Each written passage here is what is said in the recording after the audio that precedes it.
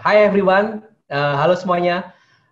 Selamat datang lagi di webinar by CloudRaya here.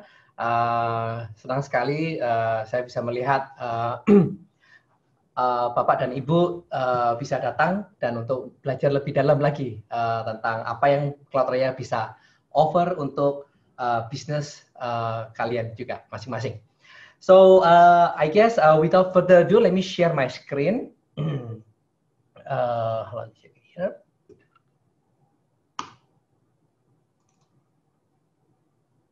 All right. Cool. Okay. So first of all, yeah, I would like to share with you guys.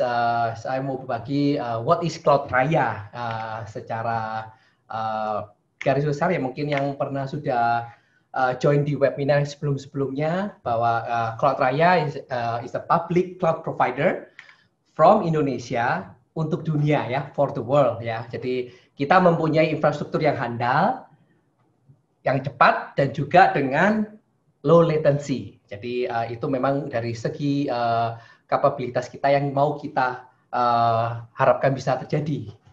Dan pay per use secara untuk apa yang kita pakai ya kita bayar, dan cara pembayarannya bisa prepaid dan juga postpaid. Dan it can be deployed anytime dan anywhere. So we can be kita bisa di Bali atau lagi lagi di luar business trip dan akhirnya tahu-tahu butuh deploy cloud, we can be anywhere. Yeah.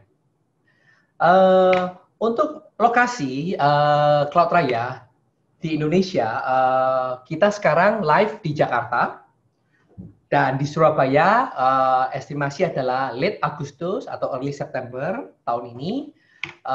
Kemarin kita ada rencana untuk ada global presence yang di Seattle, kita postpone. Dan yang Singapura akan dalam tahun ini kita akan deploy lokasi tersebut.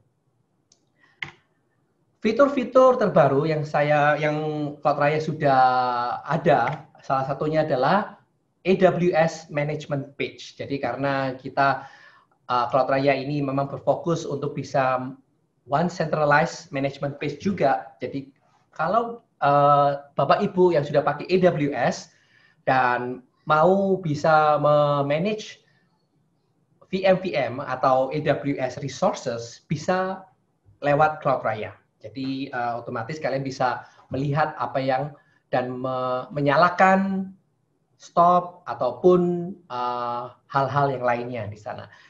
Dan juga terbaru kita juga adalah di snapshot dan juga untuk backups. Jadi bisa snapshot and backups. Of course, satu lagi yang tidak asing bagi kita adalah experimental OS images.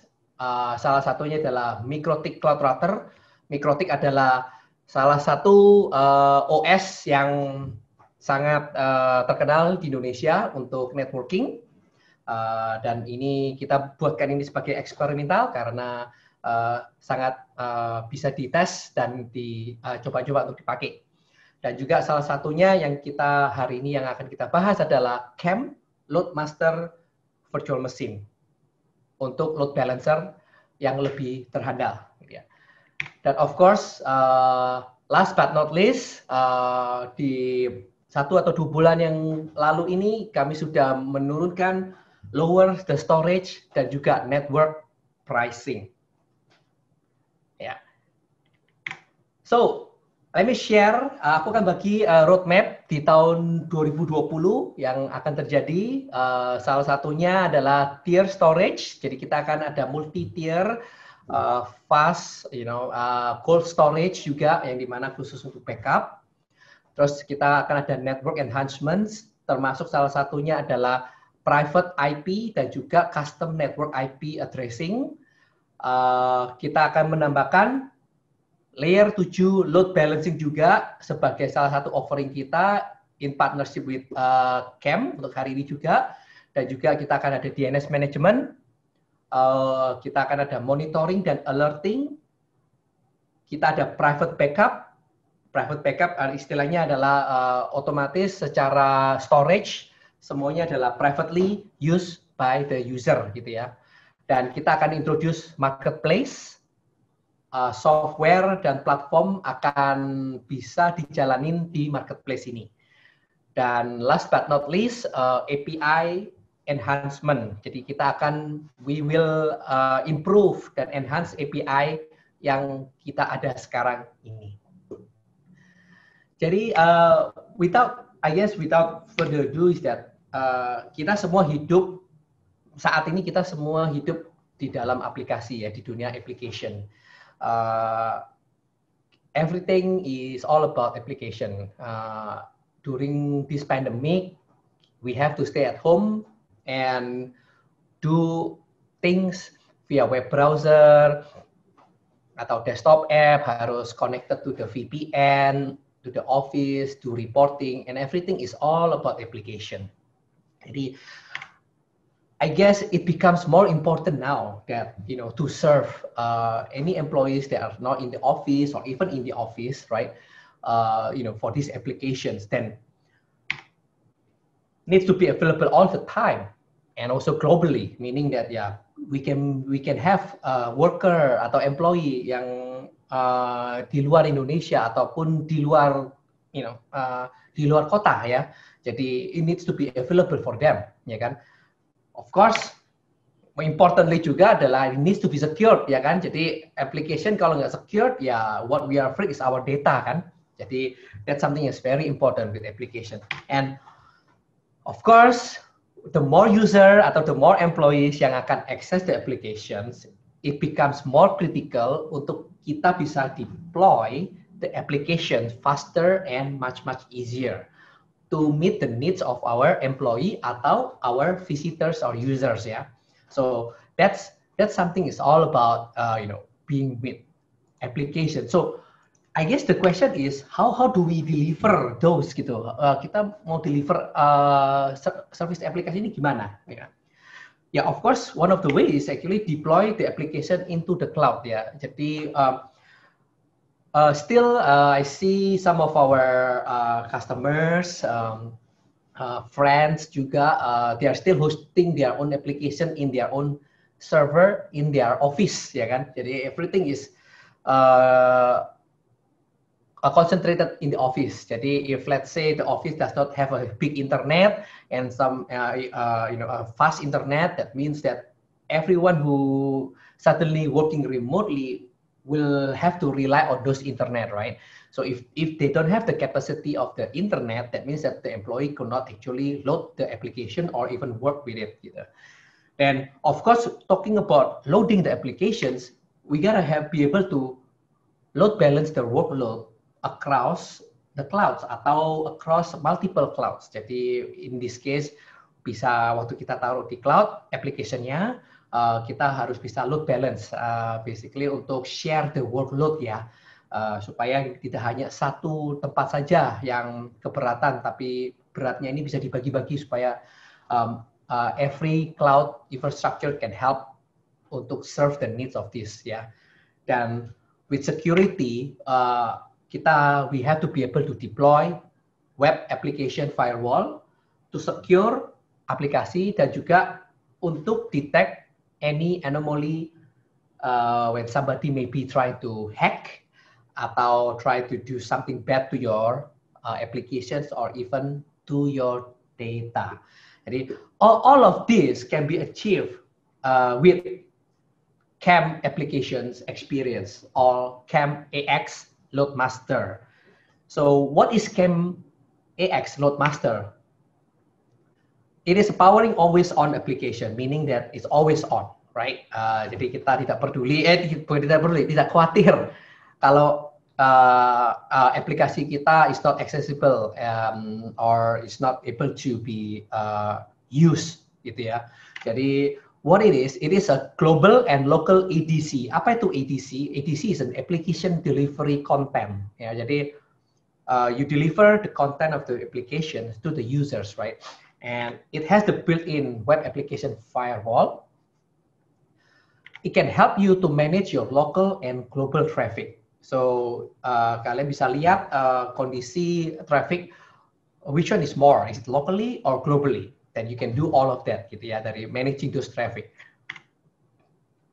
The transaction per seconds, I think this is the basic thing about load balancing, itu adalah TPS. So application, how many transactions per second that can be delivered to your users or to the employees, pretty much.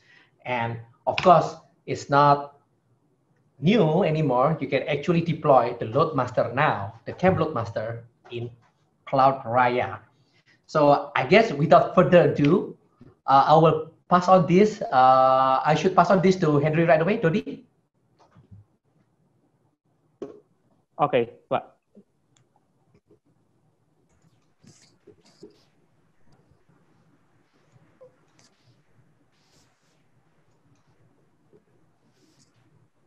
Okay. Thank you for the presentation, Pak Rudi. And now, please, Mr. Henry K. Yep. Thank you very much, Pak Rudi. Then let me share my screen.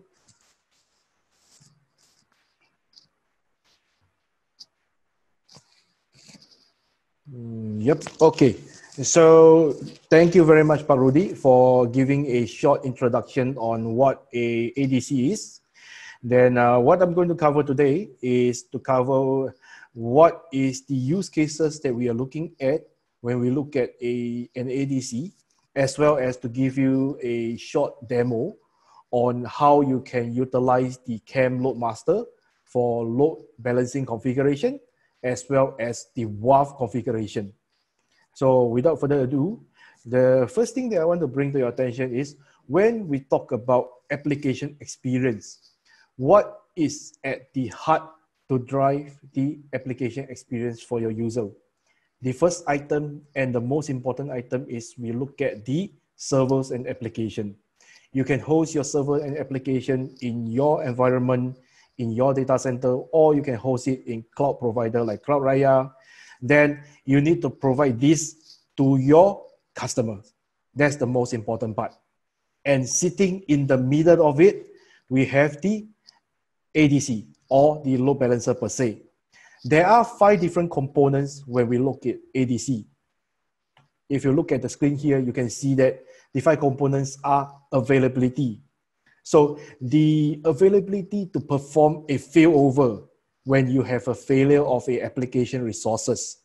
Let's take, for example, if you have 2 application instances hosted, one of it failed. If you do not have the ability to transparently fail over, you will have 50% outage to your user. So then coupled together with it for scalability. In traditional context, when you want to scale up an application, you add on additional application instance. So in that aspect, using the traditional method of doing the load balancing by DNS or by other functionality, you can achieve scalability, but it's not easy to scale it up.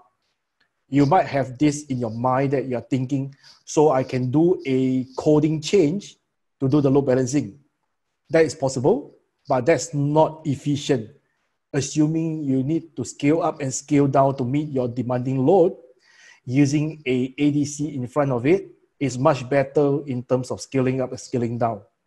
So when Pak Rudi mentioned earlier about managing local and global loads itself, on the availability and the scalability, we look at the local load balancer and the global server load balancer. That will allow you to achieve an SLA of 99.9995 that is in a way good for critical mission application. So that in that aspect, when you have settled the availability and scalability piece, you need to ensure that your application is secure with optimum performance. So on that itself, with the WAF web application firewall, it allows the user that when they are accessing to the applications, these traffics are protected when the traffic hits this server itself. Coupled together with the SSL offloading done on the load balancer, it will open up the packet to allow any defense in the environment to see what is the payload. So offloading the SSL on the ADC will give you better performance than offloading it on the server itself. Reason being, servers application instances are optimized to do one thing: process the application. Let those that are well developed to process the SSL, process the SSL on behalf of that. Then on the WAF itself, it protects against application attack, especially web application that is fronting to users like you and myself. So me being a IT person, when I see a website, I have the tendency to try and see if I can do something funny to it, not for the gain of it, but just to test if it's working or not. So with human in play, typically we might meet with such situation. Therefore, security is very important in this aspect. Then if you look at the last item at the bottom there, the control, what you have deployed, what you have planned for availability, scalability, security, you need a means to control, manage, and have visibility of it. So introducing the Kemp 360 Application Experience Fabric, this allows customers that are using the Kemp Loadmaster to have a centralized view of what they have configured, as well as the notification in terms of something that is going wrong. So when I mean something going wrong, it doesn't mean that the application is down. It could be the application that is behaving abnormally. An alert will be sent to the name administrator, allowing preemptive actions to be taken before the application is down. So this is providing application experience to the user to ensure that nothing is being compromised should there be something abnormal going on. So to give you a quick overview of how the entire ecosystem will be like, if you look at the diagram here, this is a visual interpretation of what I have explained earlier. At the bottom here, where you see the different load balancer here, you have your load balancer ecosystem providing the data layer, ensuring application content is delivered to the application servers. Should there be something abnormal going on, it will fail over to the other server and allow the traffic to have no interruption to the user. Then if you look on top to the on top layer here, this is the orchestration layer where you can achieve automation, integration with automation engine like Ansible, and the 360 vision will give you a predictive, preemptive issue resolution capability. So this is a high level overview of what the application experience fabric is like. And then I will move on with the quick demo to show you how easy it is to configure the Kemp Loadmaster for the load balancer and the WAF itself. So let me just share with you. So if you can see the screen here, this is the UI that you will see when you access to the Kemp Loadmaster. Log into it.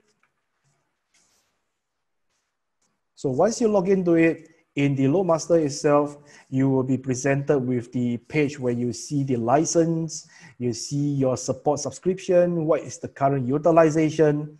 So those are for maybe perhaps a later date for anyone who is interested. Today, I will just mainly show you how the deployment on the load balancer will be like. So to deploy an application to sit on the load balancer, you can just go to the virtual services, add a new configuration, give it an IP address. This IP address will be the IP address that is netted or rather resolved to the URL that your user will be accessing to. If you're using a HTTPS traffic for your user, which in today's context is almost a must for any application that is fronted in the internet. So we can change the port to 443. If it's a known application templates that you're using, you can select whichever templates that is feasible for this application. For example, we look at web applications such as IIS hosted, Apache hosted. So those are templates that you can use to deploy. But for today, I will show you the more manual way of deploying it. The usage of template will only simplify it. So I will show you the longer method. So add these virtual services in. The next step that you need to do, add the actual server IP addresses. click add new, click on the server IP, my port I'm doing SSL offloading, change it to port 80, add this server in, then add my second server in, the same thing, I'm running port 80, add this. So now, one last step that you need to do, simply go to SSL property, check SSL acceleration. So with SSL acceleration, the SSL offloading will be taken over by the Kemp load balancer. If you have a certificate that you're using, you can import the cert in from this particular portion. Click on import cert. The format that is supported is .pem or .pfx. So if you're generating the cert signing request from Kemp, you do not need to import the key file. But if you are getting a cert from a server team, for example, you will need it in PFX format to have the key and the cert itself. For today's demo, I will not put in any cert. I'll be using the self-signed cert from Kemp. So when you look at this one, the item that we have just created, the 167, when you click in, so I have SSL enabled, and using the self-signed cert, I have my actual server configured. So I have two servers here. When I click back in front on here, the health status will have shown that both server is up and running. So then if I were to access to it, I can go to HTTPS and 10.10.167, and I will get a unsecure error because I'm not using the actual cert. Then when I go in, I get to server 1. And if I do a quick refresh,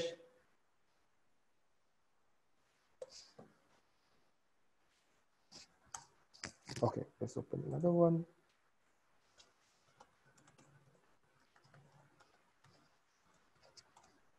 Yep, then it goes to the second server. This is the portion where you select the load balancing algorithm under the standard option here, round robin. So there are many round balancing algorithms that you can choose from here. As a recommendation for users, you can go with the least connection, where it will utilize the connection statistic from the Kemp load balancer. Under the statistic here, it will monitor how many connection is going to each server and try to balance it up. Another algorithm that you can use is on the weighted response time. So weighted response time uses the health check to see how fast the server responds in terms of the health check and calculate the load balancing algorithm accordingly.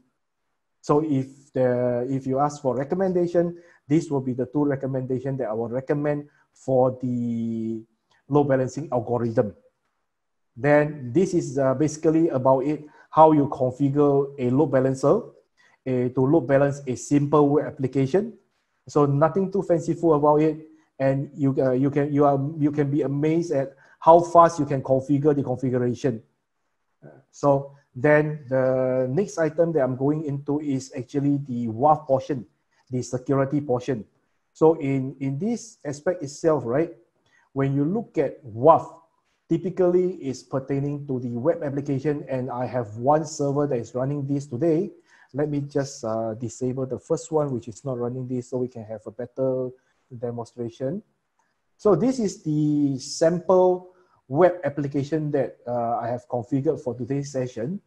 It is a stripped down server where it is opened up for a lot of different attacks.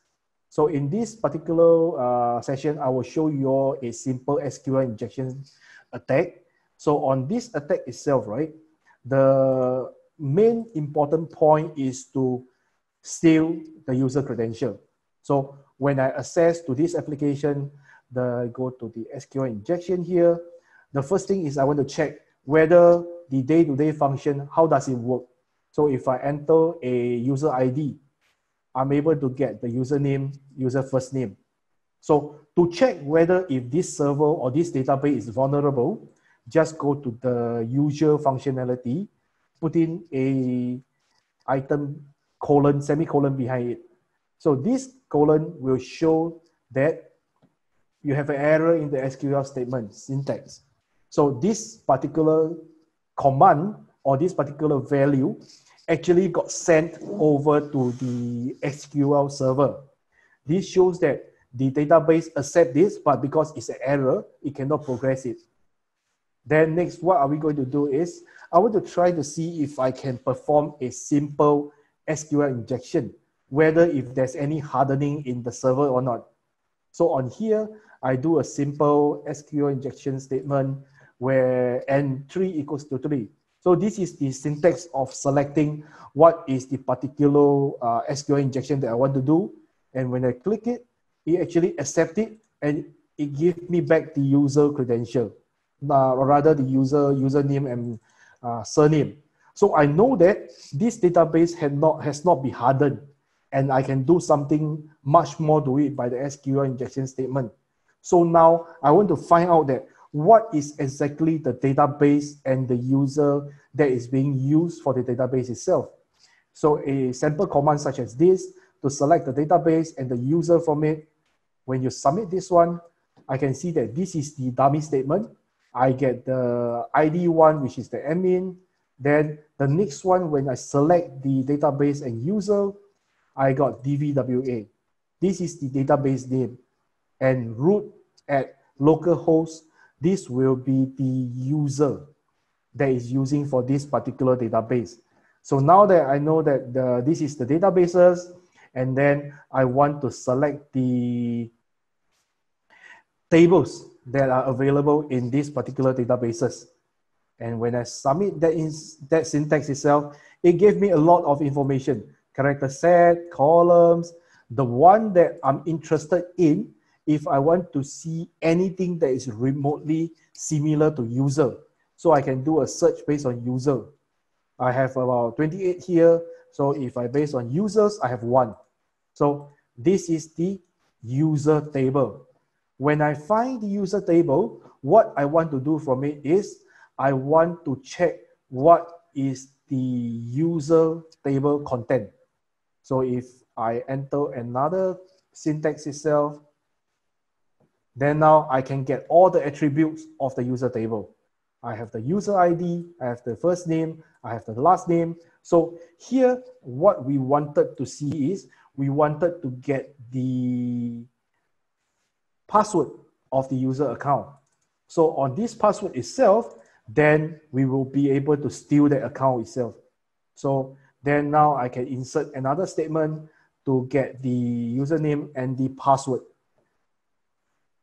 When I enter this syntax in, typically for any databases, they will hash and encrypt the password.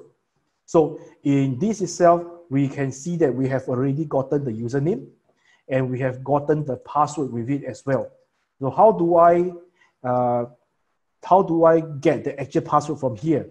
I can actually use a password hash cracker. This is something that I downloaded from Google. Then I select a dictionary file. So the dictionary file is just any file that I have downloaded from the internet. I will just select perhaps this user. Select the hash. Under here, put in the hash here. The hash go by different method.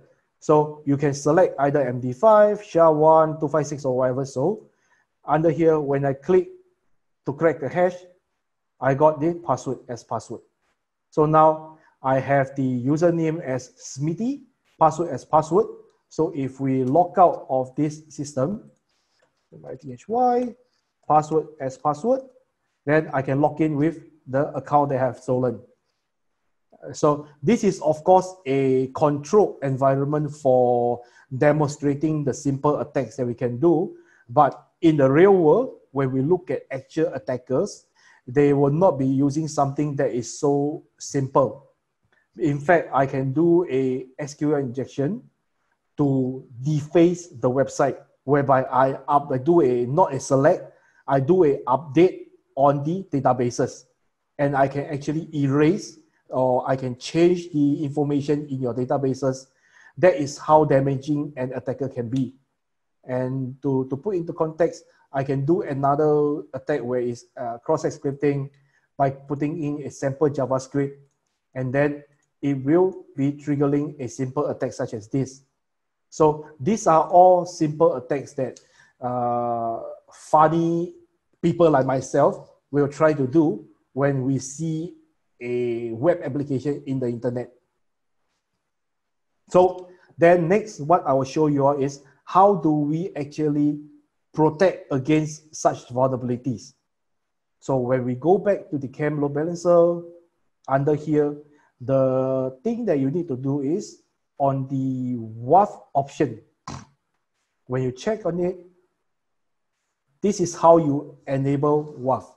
So there's no complicated stuff like you need to assign certain resources, you need to define the application URL, because this is tied to the application that we have just configured for the load balancing. So from here, you enable the WAF. What is the operation mode that you want to do? Assuming I know what my application is, so I'll turn it to block straight away. But if I wanted to ensure all traffic is being captured, whitelisted, blacklisted before I block it, I select audit only. Then next, I do an audit all. What this will do is, it will capture all the traffic coming in. It doesn't block anything. It will just trigger and lock down all the traffic that is coming in, and you can select the rules you want to enable and disable after that. But for today, I'll just show you how we block it. Under here, then next item is to select the rules that you want to do. On the rules, I have the IP reputation. This is the databases of known bad IP addresses, malicious IP. So to customize this further, you can create whitelisting of IP address, blacklisting of IP address. For example, if you are only dealing with customers in Indonesia, for example, I will want to whitelist the IP address of Indonesia IP, and the rest of the world, I will blacklist it. So I do not waste precious computing power trying to sniff through all the packet, go through all the rules, when I know that if there's an IP address coming from, let's say, Russia, I do not deal with it, and I would not need to do any scrutinizing of the traffic that's coming in from them. So then the next will be the known vulnerabilities. If you're using the commercial off-the-shelf applications such as SharePoint, so you know that these are the known vulnerabilities that's published for SharePoint, I can actually just block it straight away. Then one item that I want to highlight is Botnet. So in the world of web application, one such attack is layer 7 DDoS attack. And layer 7 DDoS attack, we can almost mitigate 80 to 85% of it if we can block botnets. Reason being, if I wanted to launch an attack from, let's say, a brute force attack, it would not be possible for a human to trigger multiple attempts to log in, like let's say hundreds of logins per second. That can only be achieved by botnets. Or I want to flood the server with so many requests per second that it kills off the computational power. I cannot do it from a human perspective. No matter how fast that I can click, I cannot click thousands of requests per second. So that will be achieved through botnets. So if you can mitigate botnets, you will be able to mitigate up to 85% of the layer 7 DDoS attack to your applications. So once I selected the rule set that I wanted, then it moved to the application specific. So if you are running a e-commerce platform, so you run it on, let's say, for example, Joomla, I will click on Joomla, and any of the rules that is pertaining to Joomla will be in the signature set. So you do not need to customize and configure every single rules for it itself. Then you might be asking me, okay, so but today my application is not of those that is known. What is the best recommendation that we can do? So if you're not running any application that is known with known signatures, what we can tackle it with is you can just enable the generic rules. Then the next item is for the protection of OWASP stock 10 attacks. Because for anyone dealing with the web application, is always adhering to the OWASP top 10 standard itself. So for today, I will just demonstrate to you how can we mitigate the attacks that is pertaining to OWASP top 10 and specifically on the SQL injection and the cross-site scripting. So once I selected and check all this, click apply. Applying of the WAF rules, it will not impact any of the day-to-day operation. So once I have applied it, now I go back to my virtual service IP address, https 10.10.10.167. And when I access to it, after my logging in, okay, let's demo with the account that we have stolen earlier. Then to make things even easier, let's put it to low in here. Then now I want to test if my attack can go through. So assuming I have attacked it, I log in with the stolen account. Now I want to do a more damaging attack by using this stolen account. So I can cover my tracks and not allow other people to know that who did it. So here now, let's see if I want to try and steal the user account. Before that, let's do the day-to-day, oops, sorry. So now I do the day-to-day function. I want to see user one who is admin. So the day-to-day functionality of the web application is still functioning. But now I have a stolen account. I'm trying to steal additional information. I submit it, it gets blocked off straight away. So the reason for not a fanciful error page when it was blocked is because for anyone who is trained in web protection, for those that are performing the attack, most likely they will be trained in web protection.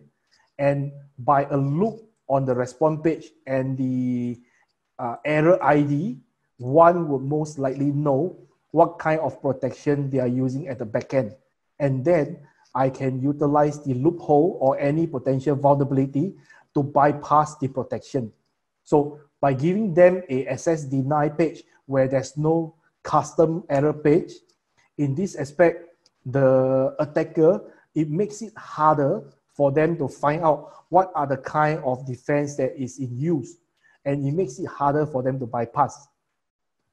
Then now you might be thinking that, okay, so if I have a user that is blocked, how do I know that this particular user is accessing by a true malicious attack or is by a false positive?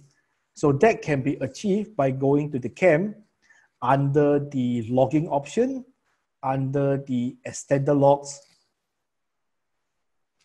The WAF logs are all here.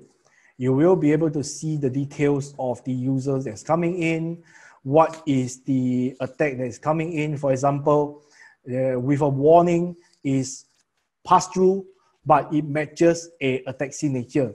So assuming if we look at this is a attack signature that has been hit and it's a false positive.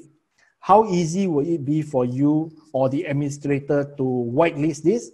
Simply check on the rules that was triggered, which is the application attack Sql Injection.conf. So this is the rule that is triggered, and the ID that is triggered is 942.100. So go back to the WAF itself. Under the WAF configuration, select the rules that we see, application attack SQL injection, search for 942.100. So simply uncheck this and apply. It would have whitelisted this for that particular traffic itself. Then the next time the user try to access, they will not be met with a block page itself. So this is how you do a simple attack. This is just for demonstration how they attack. Don't go trying on Google or any financial website that you've seen. Most likely you will get a call from the police. Then this is how you protect it on the Kemp WAF itself. So that is the end of my demonstration. If you have any question, feel free to raise it up. If not, then I'll pass it back to the team.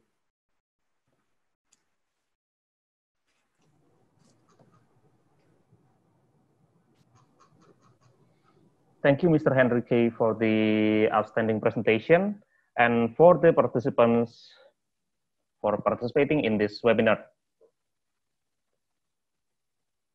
After the presentation and demos, the next sessions will be Q&A.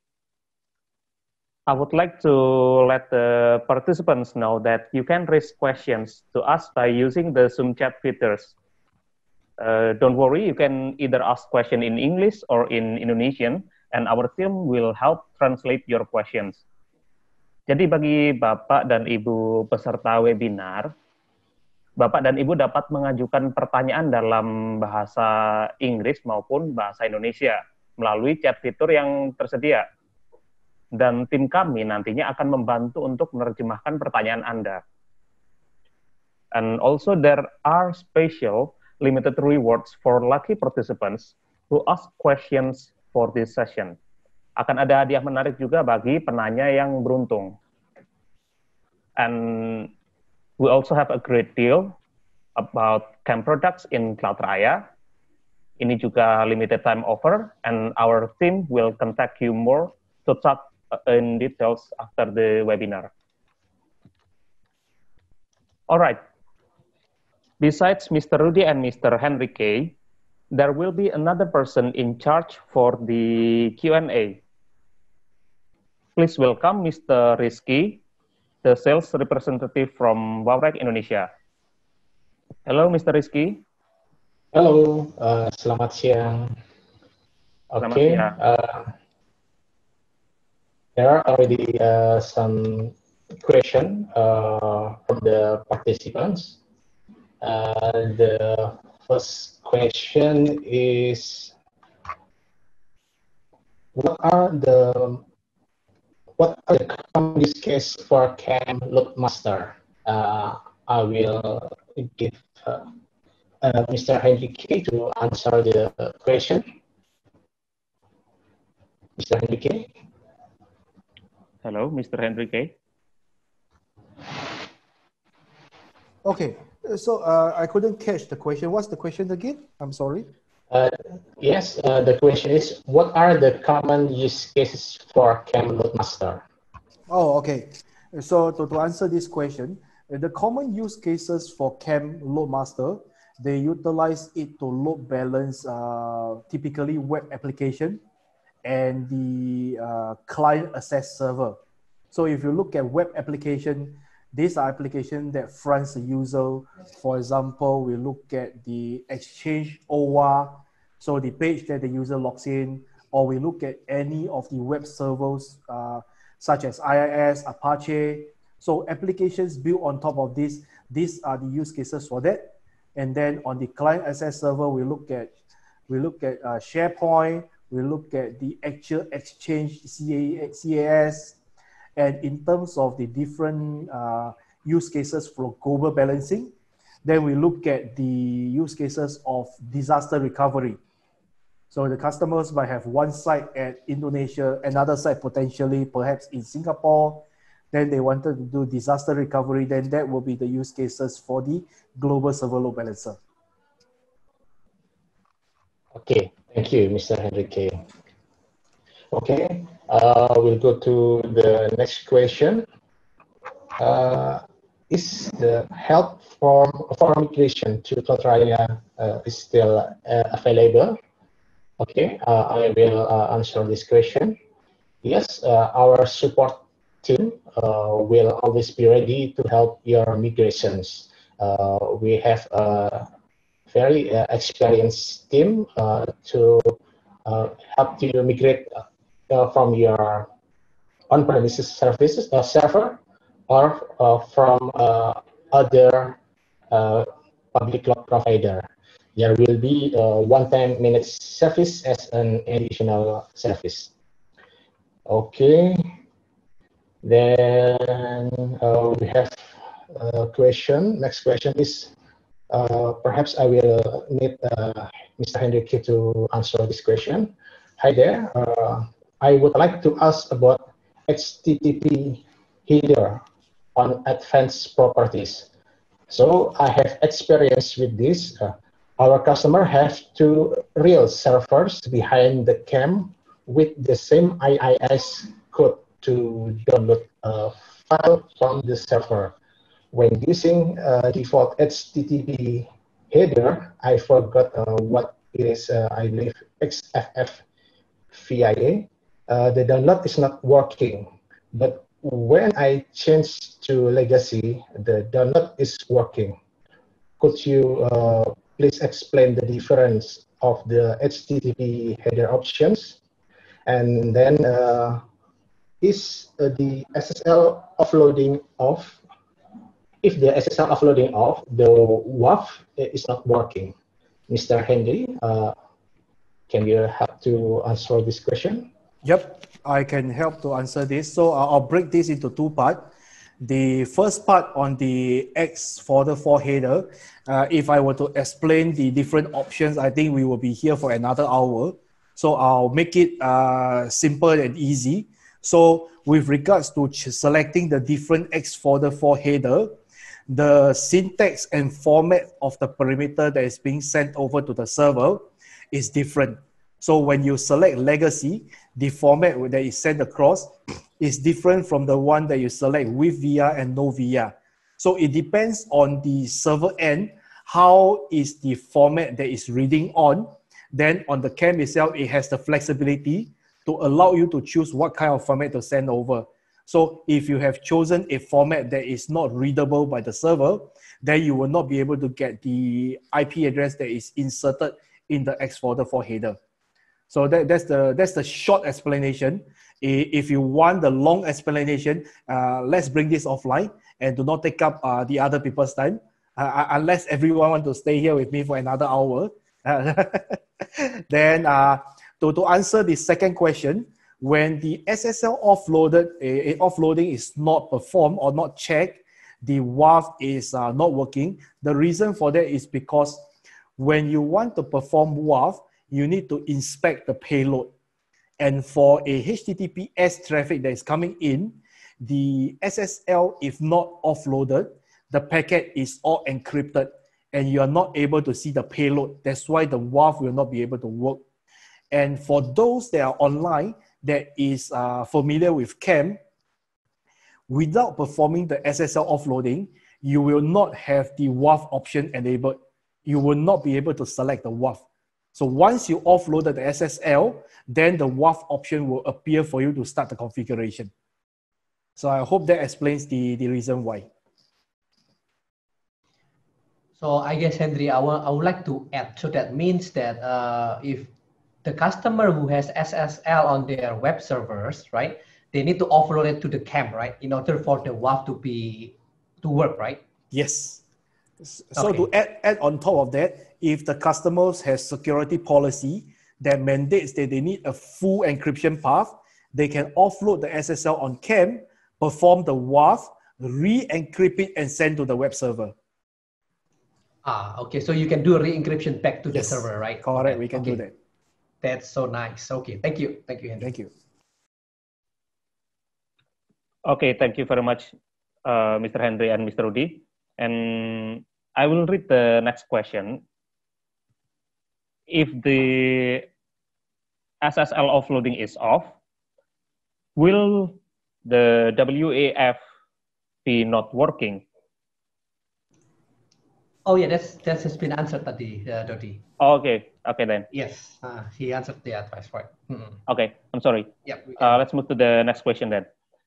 Can Kemp Load Balancer help load balance streaming applications, just like live video content with non-HTTP based protocol like RTMP? So I think I can take this. So any application that is under the TCP IP stack, whether it's a TCP application or a video application using UTP, stateless or stateful, it can be load balanced under the Kemp Load Balancer itself. So if there's a special application that is running, for example, I can take one that is not under the TCP IP stack, the healthcare protocol HL7. So this will require special configuration, but at the end of the day, unless you're looking at ISP link load balancing, That's something that is not performed by Kemp itself. We do not participate in that. But any other application that you can think of that is under the TCP/IP stack, we can load balance it.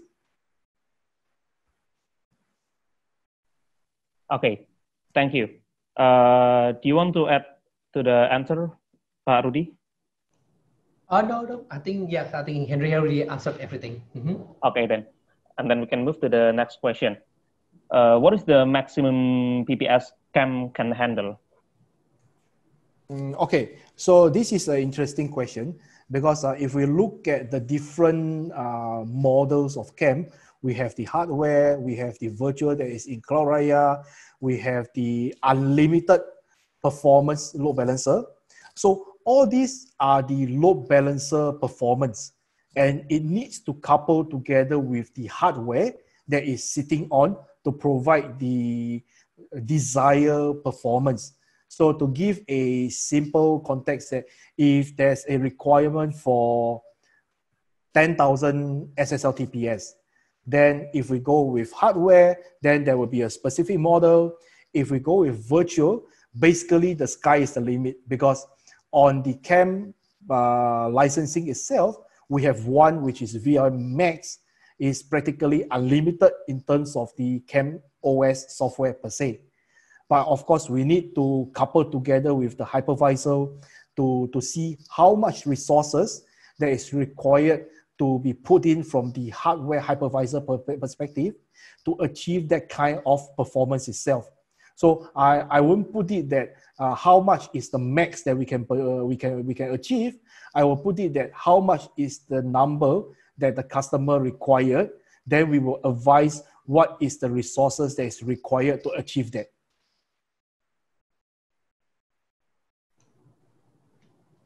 Okay. There are still several questions left, but yeah, let's work on these questions. So the next question will be, would Kemp load balancer work with live content streaming, but say HTTP based like HLS format? Content streaming, okay. Content streaming typically, if you are looking at load balancing it, yes, we can. But the more concerning in terms of the HTTP streaming is more towards the compression and the performance enhancement, the optimization. So in that aspect, although we can load balance it, we can provide for it, to be very honest, they won't get a performance boost out of it. It depends on what is the requirement when they are looking for such content streaming. If they are looking for redundancy, then yes, Kemp will be able to help with it. But if they are looking for performance improvement, then they might not get the desired outcome from that by using Kemp itself. All right. And how can Kemp prevent or mitigate the DDoS attack? Will it be able to differentiate normal traffic and burst traffic? Yep. So to answer this, the concept of DDoS mitigation lies with the DDoS vector that is in the devices itself. So from Kemp's perspective, while it's not a DDoS mitigation devices, there are built-in vectors that is able of identifying what are the kind of L4 DDoS that is coming, and as well as with the WAF, it can identify what is the L7 DDoS that is coming. So in this aspect, there are configuration built into the Kemp kernel for L4 DDoS, as well as configuration possible for L7 DDoS on the WAF. Okay, so this one will be the last question before we end the Q&A. Can you export the WAF log to external log analyzer like Elasticsearch? Okay, so the WAF logs can be exported to I would say third party, other logging engine SIEM through the format of syslog, through the format of JSON or the native logs format itself. So as long as the logging server it can accept this kind of logging format, then there's no issue for them to accept the logs from the Kemp WAF itself.